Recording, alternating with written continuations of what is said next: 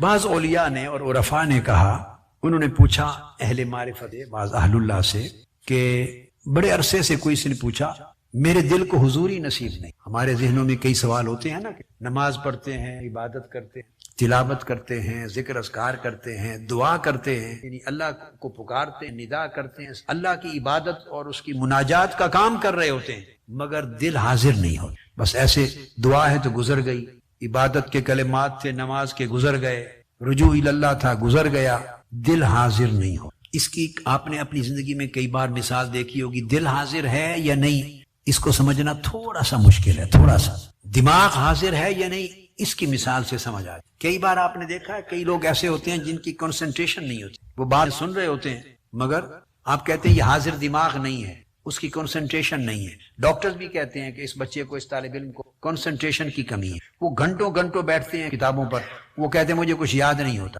ہر ایک کا problem memory کا پرابلم نہیں ہوتا، بعض اوقات بہت سے لوگوں کو کنسنٹریشن کا پرابلم ہوتا، اس کی کنسنٹریشن ہی نہیں ہے۔ کیا پڑھا؟ وہ گھنٹوں بیٹھا رہا، آنکھوں کے آگے الفاظ سطریں صفحے گزرتے رہے، اس کی کنسنٹریشن ہی نہیں، تو وہ پھر آگے جب یاد کیسے ہو؟ بعض اوقات آپ گفتگو سنتے ہیں، خطاب، تو بعض پریشانیاں ہوتی ہیں اس کا سبب، بعضوں کی کنسنٹریشن کا یا بعض اوقات لیک آف الرٹنس ہوتی ہے۔ آپ ایک چیز کو دیکھتے ہیں تو غلط پڑ جاتے ہیں، آپ دیکھتے ہیں تو پیج نمبر غلط پڑ جاتے ہیں، لفظ کچھ اور لکھا ہوا تھا، صحیح پڑھ رہے ہیں، کچھ اور سمجھ کے پڑھ رہے ہیں، غلط پڑھ لیا۔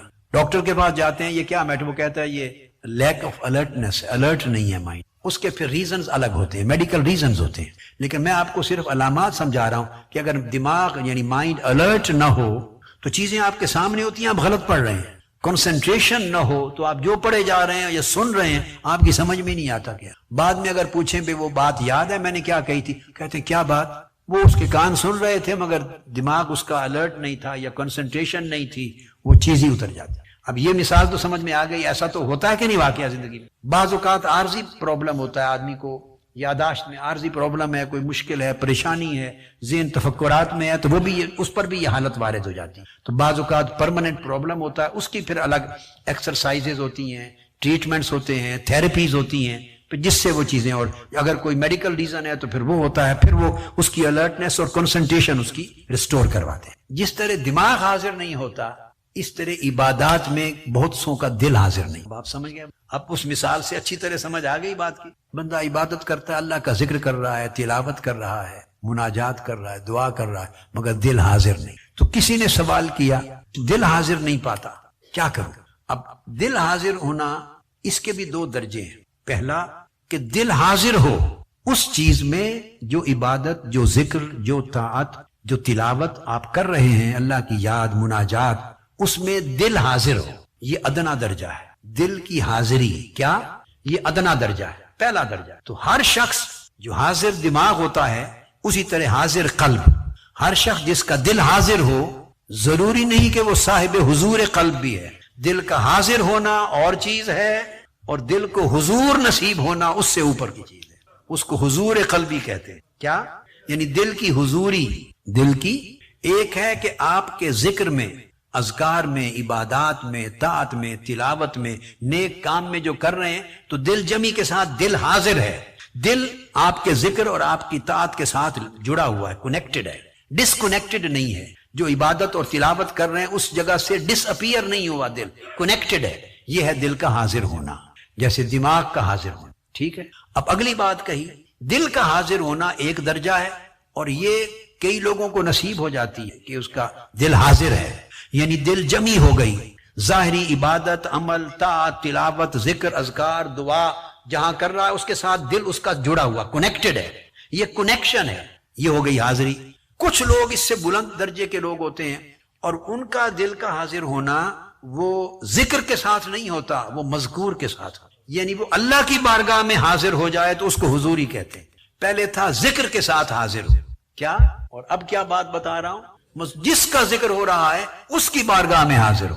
اس کی بارگاہ میں تب حاضر ہوتا ہے دل جو دل اس کے ساتھ جڑ جاتے ہیں، اس کو کہتے ہیں کہ اس کے دل کو حضوری حاصل ہے، اس کے دل کو حضوری رسائی ہے۔ کیا؟ اب اس کو بھی مثال سے سمجھا دوں تو اور ایزی ہو جائے۔ جیسے میں نے دماغ کی مثال دی، بھئی یہ حاضر دماغ نہیں، اور اگر کسی کو الرٹنس مل جائے اور کنسنٹریشن مل جائے تو کیا ہر وہ شخص جس کو دماغی الرٹنس اور کنسنٹریشن مل گئی ہے، کیا اس کو دماغ کی رسائی بھی مل جائے گی کہ جو بات سمجھائی جا رہی ہے اس کی ڈیپتھ تک اس کے سارے راز بھی سمجھ جائے گا، پا جائے گا؟ کیا یہ انٹلیکچوئل کیپیسٹی بھی مل جائے گی؟ ابھی تو الرٹ ہوا ہے، بقایا تو کیپیسٹی ہے، کتنا اس کو پاتا ہے اور کتنا نہیں پاتا۔ تو پہلا درجہ کہ جو غیر حاضر تھا دماغ، وہ کم سے کم حاضر ہو گیا۔ اب حاضر ہو جانے کے بعد کتنا سمجھتا ہے، کتنی رسائی پاتا ہے اور کتنی نہیں پاتا، یہ پھر اس کا اپنا، اب سمجھ گیا، نصیب ہے۔ اسی طرح دل کا حال ہے، جو غیر حاضر تھا وہ حاضر ہو گیا، وہ حاضر ہو گیا، اور اب اس سے آگے حاضر ہونے کا مطلب یہ نہیں کہ رسائی بھی پا گیا۔ جس کا ذکر ہو رہا تھا، جو مذکور تھا، جس بارگاہ میں کی یاد ہو رہی تھی کہ اس بارگاہ میں بھی پہنچ گیا، تو اس مجلس میں حاضر ہونے کا مطلب نہیں کہ وہاں بھی پہنچ گیا، وہ رسائی ہے، اس کو حضوری کہتے ہیں۔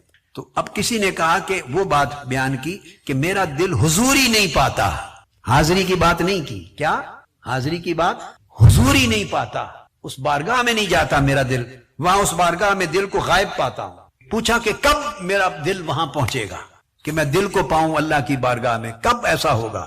فرمایا اذا نازل فیہ الحق، جب تمہارے دل میں حق، تمہارے دل میں اللہ ٹھکانہ کر لے، جب تمہارے دل میں اللہ آئے گا، اللہ اترے گا، تب تم اس کی بارگاہ میں دل کی حضوری پاؤ گے۔ تو انہوں نے پوچھا کہ اللہ کب اترے گا میرے دل میں، اللہ کا نزول، کیا میرے دل میں اللہ کا نزول کب ہوگا، اللہ کب میرے دل میں آئے گا؟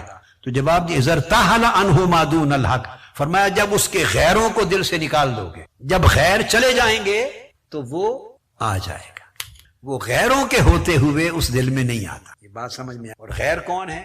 ہر وہ چیز جو اللہ کو پسند نہیں، تو دل میں اس کی محبت اور شہوت اور رغبت بھی پڑی ہوئی ہو، اور چاہے کہ اس میں اللہ بھی آ جائے، تو اللہ کی غیرت اسے گوارا تھی۔ وہ کہتا ہے بھئی تم نے ان کو دل میں سجایا ہوا ہے تو اسی سے دل لگا لو۔